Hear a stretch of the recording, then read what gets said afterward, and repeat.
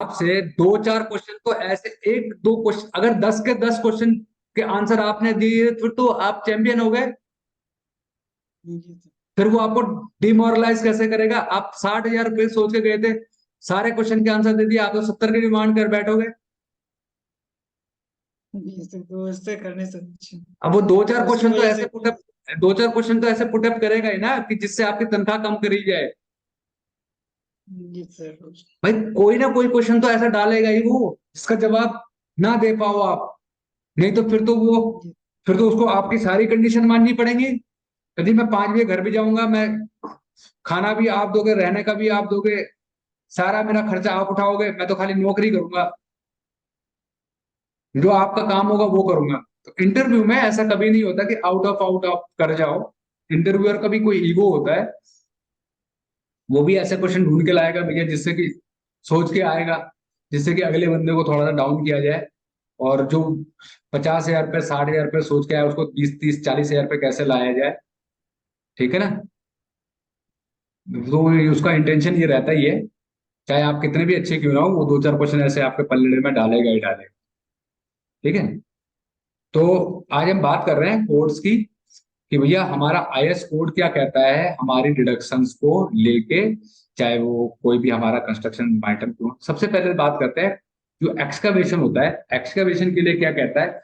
In case of open footing up to depth of 1.5 metre around, all all around जो है excavation, हम लोग 1.5 metre तक की हाइट के लिए कितना कंसिडर करते हैं? 30 सेंटीमीटर। 30 सेंटीमीटर जो है हम एक्स्ट्रा वर्किंग स्पेस कंसिडर करते हैं अप टू 1.5 मीटर कोड के हिसाब से। लेकिन ये डिपेंड्स, क्योंकि 30 मीटर होता क्या है, 30 सेंटीमीटर 300 mm होता क्या है। 1.5 मीटर आप नीचे जा रहे हो, 1.5 मीटर नीचे जाके क्या आप वहां पर स्कैफोल्डिंग लगा सकते हो? अगर 1.5 मीटर तक आप जो है एक्सकवेशन करके और आपको ब्रिक वर्क करना पड़ जाए, कि आप 1.5 मीटर जो है हाइट तक मिस्त्री जो है बिना स्कैफोल्डिंग के काम कर लेगा? नहीं कर पाएगा ना। नहीं नहीं कर कर पाएगा, उसको कहीं ना कहीं पे तो फिर वो करना पड़ेगा ना, चाली बांधने के लिए जगह चाहिए, स्कैप होल्डिंग के लिए जगह चाहिए। तो कोड के हिसाब से 300 mm है, ठीक है, लेकिन हमें 500 से 600 लगना करना ही पड़ता है up to 1.5 metre. Up to 1.5 metre 500 से 600 हमें वर्किंग स्पेस ऑल अराउंड करना ही पड़ता है, ताकि हम वहां पे स्कैप फोल्डिंग वगैरह फिक्स कर सके। ठीक है? हाँ, 700 800 हो तो चल जाएगा, मतलब इतनी हाइट पे कि आदमी जो है आराम से खड़ा होकर बाहर से मसाला निकाल के चिनाई कर दे, वो चल जाएगा। 900 mm तक की, 800 900 mm 1 मीटर तक चल जाएगा। लेकिन जहां पर 1.5 मीटर 2 मीटर की बात आ जाए, वहां पर जो है आपको स्कैप फोल्डिंग के लिए कम से कम 500 से 600 mm की जगह चाहिए ही चाहिए, अपनी शटरिंग स्कैप फोल्डिंग को लगाने के लिए। तो हम उस केस में क्या करेंगे, एक्स्ट्रा वर्किंग स्पेस जो है वो बढ़ाएंगे। ठीक है? और ये क्लाइंट की जो है, क्लाइंट पे भी, क्लाइंट की सहानुभूति सहमति से भी होता है। क्लाइंट को भी हम लोग इन्फॉर्म करेंगे इसके बारे में कि सर, उससे भी साइन ऑफ करवा लेंगे, ताकि कल की डेट में कोई डिस्प्यूट ना हो, कोई दिक्कत ना आए, इसके लिए उससे भी साइन ऑफ करवा देंगे। ठीक है? तो अगर हम बात कर रहे हैं अर्थ वर्क की, बात कर रहे हैं, अभी हमने बात कर लिया अर्थ वर्क एक्सकवेशन जो है।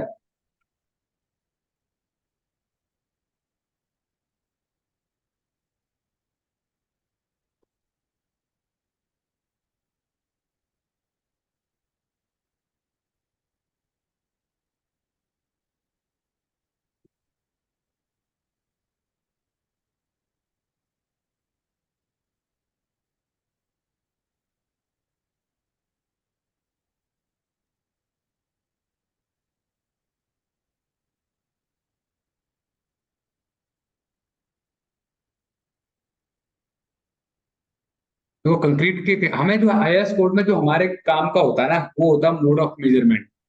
मोड ऑफ मेजरमेंट जहां पे लिखा रहेगा नो डिडक्शंस। अब यहाँ पे लिखा हुआ है क्या? कंक्रीट के केस में no deduction shall be made for the following. किस किस के लिए? Opening up to 0.1 square metre. ठीक है? अगर ओपनिंग का साइज, अगर आपका 0.1 स्क्वायर मीटर तक है, तो आप कोई डिडक्शंस नहीं करोगे कंक्रीट के केस में। समझ रहे हो? इंपॉर्टेंट यही है, कंक्रीट के केस में आप 0.1 स्क्वायर मीटर तक की अगर आपका ओपनिंग का साइज है, तो कोई भी डिडक्शंस नहीं होगी। ठीक है भाई? आया समझ में? ये सर। ठीक। मेन यही है। उसके बाद जो है आपका कंक्रीट के केस में ये है। ब्रिक वर्क के केस में क्या कहता है हमारा, ठीक है, यहाँ पे कहते हैं नो डिडक्शंस और addition shall be made for on any account of the following ends of dissimilar elements, joints वगैरह वहां पर जहां पे बन रहे हैं, अगर दो मतलब कंक्रीट और आपका जैसे कॉलम वगैरह पे होता है, ठीक है, वहां पर जो है आपका 0.1 स्क्वायर मीटर तक का कोई डिडक्शन है जॉइंट्स वगैरह पे, तो 0.1 जहां पर दो अलग अलग मटेरियल जुड़ रहे हैं, मतलब आपका कंक्रीट है और ब्रिक वर्क है, वहां पर कोई डिडक्शन होनी है और उसका एरिया 0.1 स्क्वायर मीटर से कम है, तो उसका कोई भी डिडक्शन नहीं होगा। Opening up to 0.1 metre square कोई डिडक्शन नहीं होगा, ठीक है। ये दो चीजें हैं मेन ब्रिक वर्क के केस में। ये किसके लिए है, ब्रिक वर्क के केस में।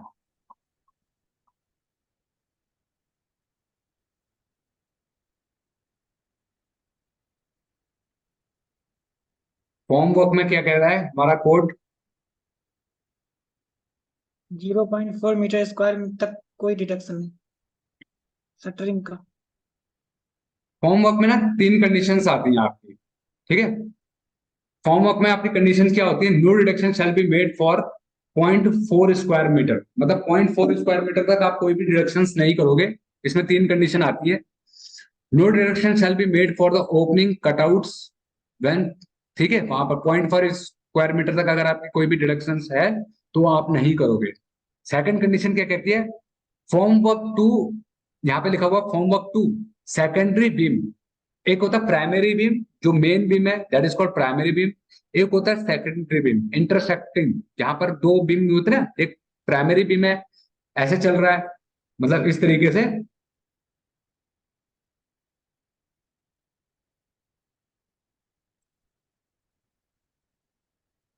एक ये प्राइमरी बीम है। सपोज करते हैं कि हम लोग ये जो है हमारा प्राइमरी बीम है, ये हमारा प्राइमरी बीम,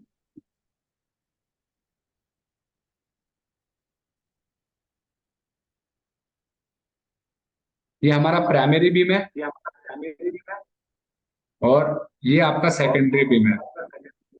भाई माइक किसने ऑन करा है, ये आपका सेकेंडरी बीम है, ठीक है। तो इनका जहां पे जंक्शन हो रहा है, यहाँ पर मिल रहे हैं ना इस तरीके से, आपका सेकेंडरी बीम इस तरीके से है, ठीक है, प्राइमरी बीम ये आपका है और सेकेंडरी बीम ये है। तो जहां पर इनका जंक्शन हो रहा है, ये मिल रहे हैं आपस में, तो यहाँ पर शटरिंग नहीं आना चाहिए, कायदे से यहाँ पे शटरिंग नहीं आएगा, है ना। यहाँ पे शटरिंग नहीं आएगा, जब इंटरसेक्ट होगा ये दोनों आपस में मिलेंगे तो प्राइमरी बीम में से, ठीक है। तो ऐसा नहीं है कि आप उसमें डिडक्शंस करोगे, प्राइमरी बीम की कैलकुलेशन में कोई भी डिडक्शंस नहीं होगी, ठीक है। मतलब कहने का क्या है, अगर ये आपकी ये लेंथ अगर आपकी 10 मीटर की है, तो आप 10 मीटर ही पूरी लेंथ लोगे और 2 से मल्टीप्लाई कर दोगे, ठीक है। और सेकेंडरी बीम को आप अंदर से अंदर कैलकुलेट करोगे। समझ गए भाई, इसका मतलब समझे, ठीक है ना, क्लियर है। यहाँ पर लिखा हुआ है कोड में क्या चीज, कि आप जो है form work to the secondary beam shall be measure up to the sides of the main beam, but no deduction shall be made from the form work of the main beam where the secondary beam intersected. Form form work of beam shall be measure up to the sides of the column, but no deduction shall be made for the form work to section और a column casing और intersections of the beam. ठीक, clear है, ये समझ में आए।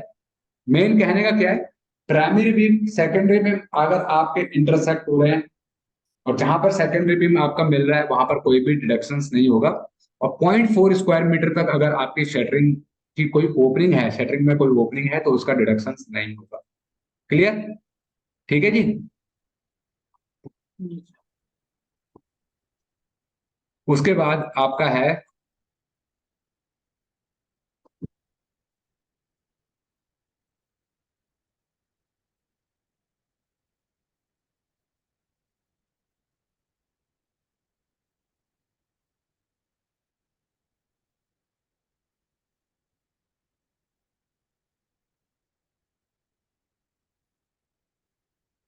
ये है फ्लोरिंग। फ्लोरिंग में अगर यहाँ पे लिखा हुआ है इसने क्या चीज, no reduction shall be made for the voids up to 0.2 square metre. अगर फ्लोरिंग की बात करें, फ्लोरिंग में कोई कटिंग वटिंग आ रहा है और उसका एरिया जो है 0.2 स्क्वायर मीटर तक है, तो उसके लिए कोई भी डिडक्शन नहीं होगी। हेलो। हाँ जी। कहाँ से बोल रहे हैं? आपकी क्या क्वालिफिकेशन है, क्या गुड नेम है?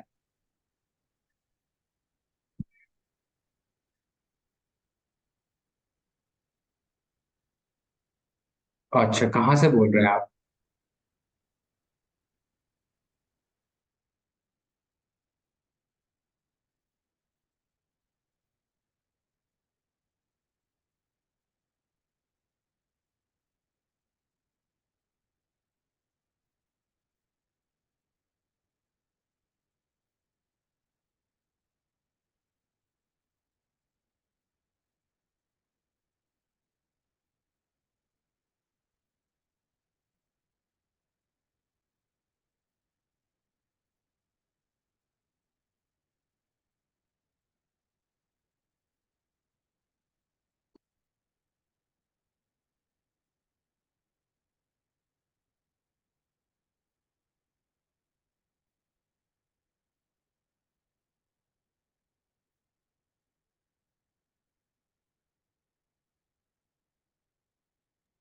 ठीक है जी।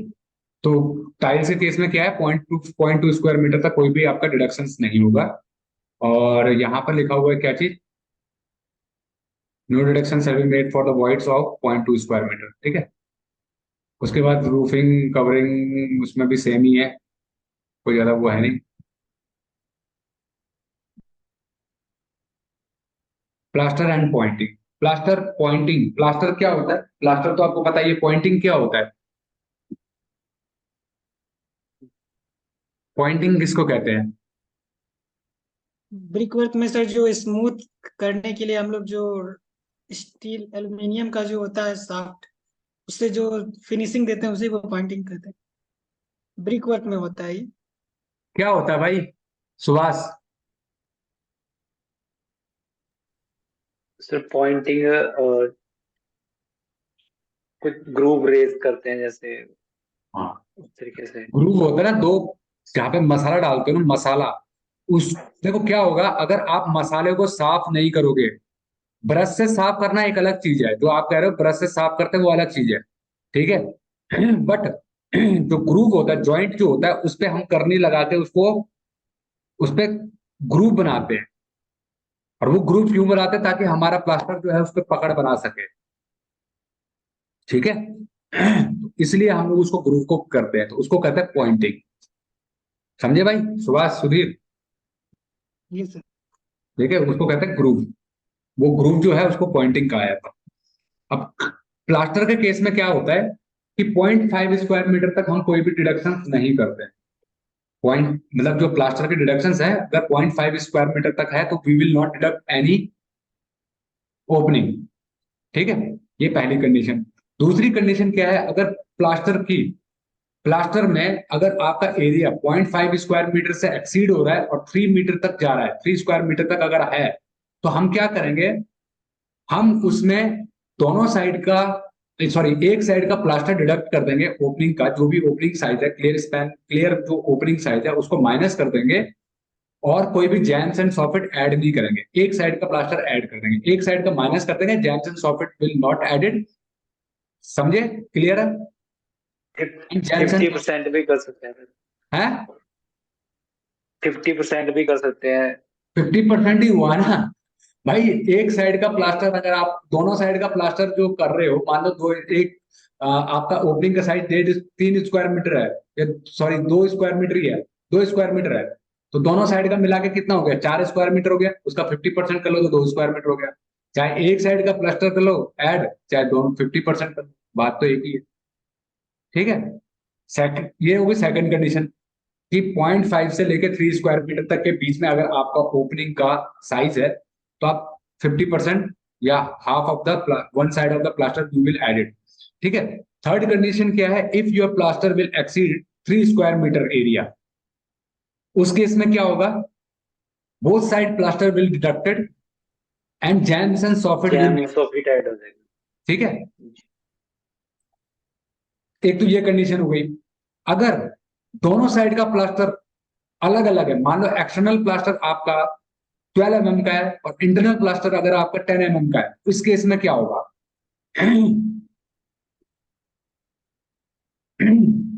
हाँ जी, अगर आपका जो तुम कह रहे थे ना सुभाष कि 50% करते हैं, तो वो यहाँ पर फॉलो होती है कंडीशन कि जो भी जैम्स और सॉफिट का एरिया आ रहा है, मान लो 3 स्क्वायर मीटर से अगर आपका एरिया एक्सीड हो रहा है, तो उस केस में क्या होगा, 50% जो जैम्स एंड सॉफिट का जो एरिया आएगा आपका, वो अंदर ऐड करोगे और 50% बाहर ऐड करोगे।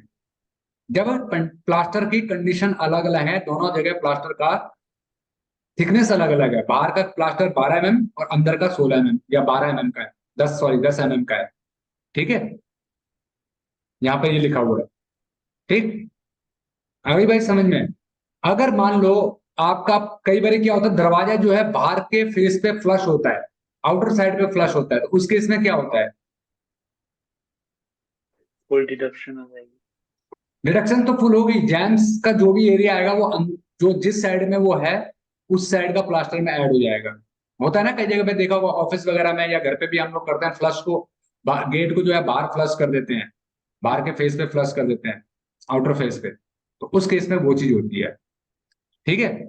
और मेनली तो यही है यार, बाकी कुछ है नहीं। अगर हम इसकी बात करें, वार्निश पेंटिंग की बात करें, पेंटिंग में क्या होता है, पेंट के केस में क्या होता है, यहाँ लिखा हुआ no deduction shall be made for the attachment और केसिंग जो है, आपका क्या होता है पेंट के केस में कि आपका वन साइड का जो एरिया है वो कैलकुलेट हो जाता है। No deduction shall be made for the opening, देखो क्या लिखा है, no deduction shall be made for the opening, वही प्लास्टर वाली जो है कंडीशन यहाँ पे फॉलो हो रही है, 0.5 स्क्वायर मीटर तक कोई डिडक्शन नहीं होगी, ठीक है। प्लास्टर वाली कंडीशन जो है पेंट में भी फॉलो होती है। और आपका अगर जो भी आपका जो जैसे कि आप रेल रेल वगैरह पे करते हो, किस पे, जो इसका क्या होता है आपका, ये होता है जो रेलिंग वगैरह होती है, तो रेलिंग वगैरह में क्या होता है कि आप एक साइड का एरिया ऐड करते हो और एक साइड का डिडक्ट कर देते हो। जो रेलिंग है ना, पूरी रेलिंग जो होती है उसका एरिया नाप लोगे और एक साइड का एरिया जो आ रहा है आपका वो कंसिडर करोगे, ठीक है।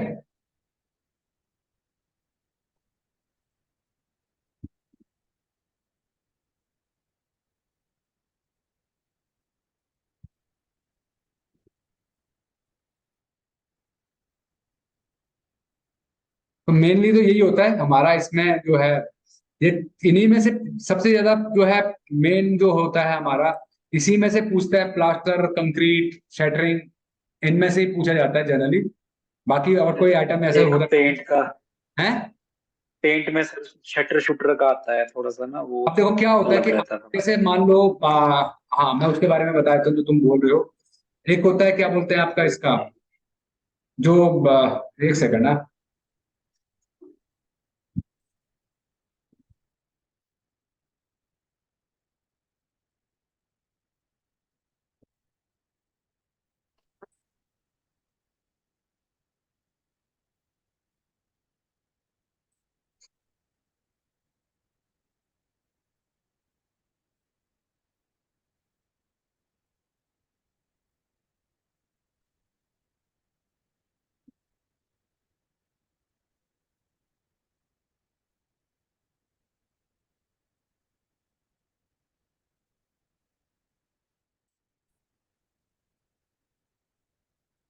एक सेकंड।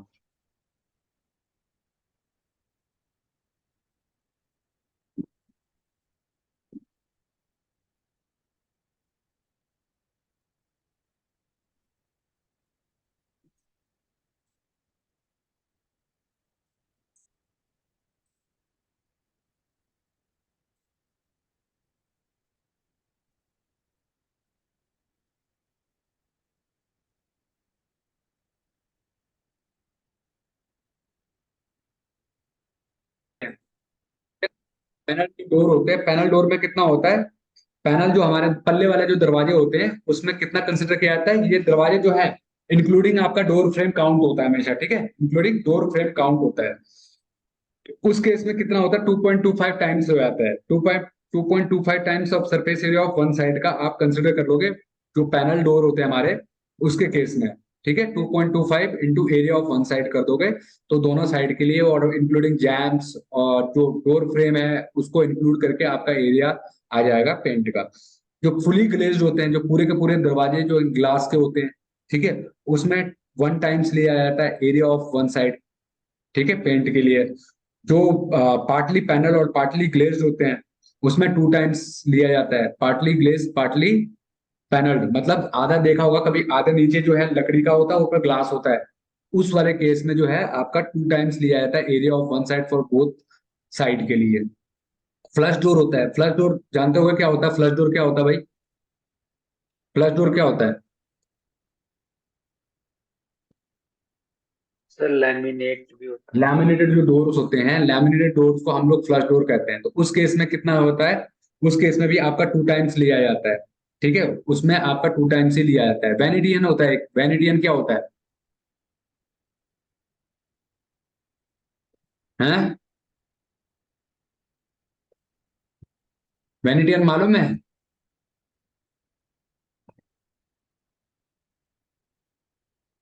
जो वेनेडियन होता है ना हमारा, वेनेडियन मतलब कि जो आपके जो इस वेनेडियन,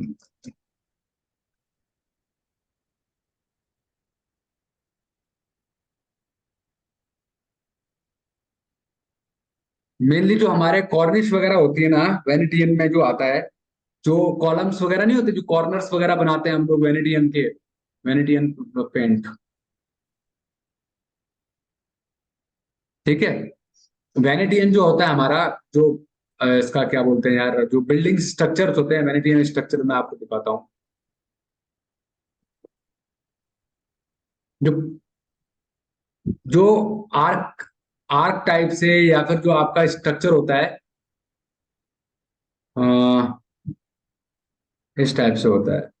जो पुराने स्ट्रक्चर्स होते थे ना वेनेडियन, इस टाइप से जो होते हैं हमारे, इस टाइप के जो स्ट्रक्चर्स होते हैं जिनमें इस टाइप से बना होता है, ठीक है, ये वेनेडियन स्ट्रक्चर्स हैं सारे के सारे हमारे, जो पुराने स्ट्रक्चर्स होते हैं बिल्डिंग्स वगैरह, ठीक है। तो इनके केसेस में कितना लिया जाता है आपका?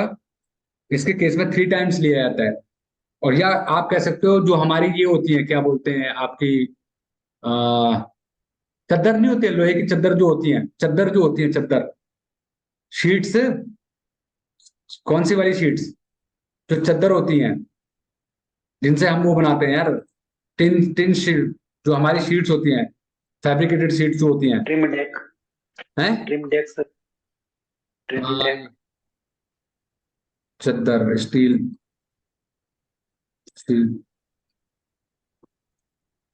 हाँ ये वाली यार, जो उस ये वाली जो होती हैं, इस टाइप की जो शीट्स होती हैं आपकी, ये वाली जो शीट्स होती हैं, ये वाली जो शीट्स होती हैं, ठीक है ना।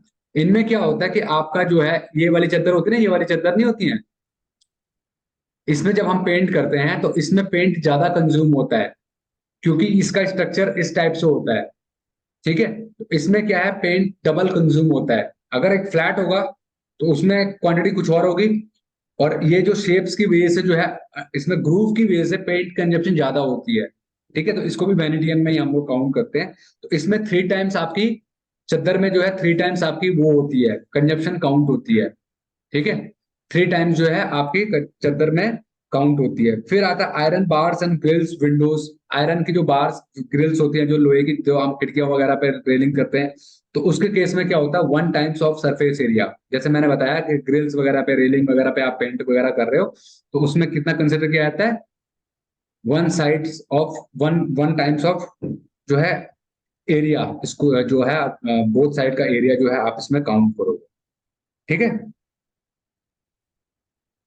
ठीक। तो ये जो है पेंट्स वगैरह के बारे में हमने डिस्कस किया, तो आज इतना ही करते हैं इसको, ठीक है जी।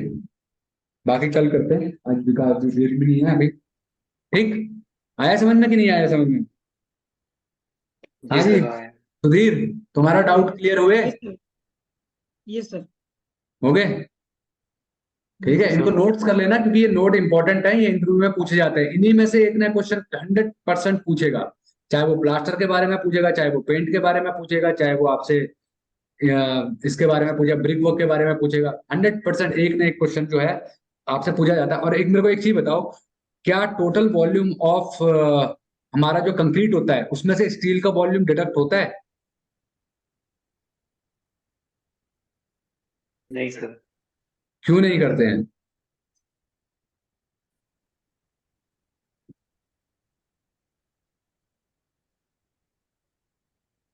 क्यों नहीं करते हैं? कंक्रीट में सरिया डालते हो ना, तो वो भी कुछ वॉल्यूम ऑक्युपाई करता होगा। क्या उसका वॉल्यूम कंक्रीट में से डिडक्ट किया जाता है? नहीं तो बोल दिया, लेकिन जवाब तो दो क्यों। वाई? वाई का जवाब होना चाहिए। ठीक है, because steel occupy only 3 to 5% total volume, 3 to 5% of volume of total volume of concrete। ठीक है, आपको ये तो पता ही होगा, थंब रूल तो पता ही होगा कि हमारा जो है कंक्रीट में कितना, कंक्रीट के केस में हम लोग ये स्टील कितना डालते हैं, कॉलम में कितना कंक्रीट कंसीडर किया जाता है, ये पता है कि नहीं पता है? पता है? हाँ जी। कॉलम में कितना कंक्रीट जो है, स्टील कितना कितना डाला जाता है थंब रूल के अकॉर्डिंग? मिनिमम 1 to एरिया और 4%। मैक्सिमम 0.08%। हाँ, वो कॉलम मिनिमम है के 0.0 और मैक्सिमम 6%। और 1 to बिम में? 4% सर। हाँ, बिम में? उसके लिए सर फॉर्मूला आता है, area of steel minimum divided by BD equal अरे टू भाई, 0.85 डिवाइडेड। मैं थंब रूल की बात कर रहा हूँ, थंब रूल। कई बार थंब रूल से भी काउंट, जब आप एस्टिमेट बनाते हो ना, तो उसमें एग्जैक्ट नहीं देखा जाता है। ठीक है, एस्टिमेशन के टाइम पे आपको थंब रूल पे चलना होता है, थंब रूल के अकॉर्डिंग आप करते हो। ठीक है, देखो लिंटल के केस में 0.7 to 1%, बीम के केस में 1 to 2%, कॉलम के केस में 1 to 5%, और फाउंडेशन के केस में और राफ्ट के केस में 0.5 to 0.8%। ठीक है, तो ये जो है थंब रूल, क्योंकि जब हम एस्टिमेट बनाते हैं ना, तो हमारे पास इतना टाइम नहीं होता कि हम जो है इतना डिटेल में जाके बीबीएस को बनाएं। तो उस केस में हमें ये कंसिडर करने होते हैं। और सिंपल टोटल वॉल, जब पूरी बिल्डिंग की बात की जाए, तो 6 to 7% वॉल्यूम ऑफ कंक्रीट। ठीक है, 6 to 7% volume of concrete consider किया जाता है पूरी बिल्डिंग के लिए। ठीक है, ठीक है जी, उससे ज्यादा नहीं आना चाहिए। उससे ज्यादा आ रहा है तो that means you are consuming more steel, your cost will increase, your project cost will increase. ठीक, चलो आज की क्लास करते हैं यहीं पे ओवर, मिलते हैं कल। ठीक है जी, चलो सर ओके। हाँ सर एक मिनट, ये A to Z वाला बैच है ना हाँ जो हाँ भी है? हाँ हाँ, ठीक है ठीक है। ओके।